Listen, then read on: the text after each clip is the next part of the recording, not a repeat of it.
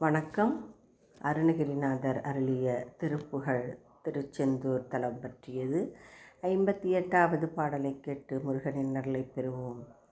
மங்கை சிறுவர் தங்கள் கிளைஞர் வந்து கதற உடல் தீயின் மண்டி எறிய விண்டு புனலில் வஞ்சமொழிய விழாவே வெண்கண் மரளி தன்கை மறுவ வெம்பியிடரு ஒரு பாச விஞ்சி விளையும் அன்று நடிமை வென்றியடிகள் தொழவாராய் சிங்கமொழுவை தங்கும் அடவி சென்று மரமேனுடன் வாழ்வாய் சிந்தை மகிழ அன்பர் புகழும் செந்தில் உரையும் முருகோனே எங்கு மிளகு திங்கள் கமலம் என்று புகழு முகமாத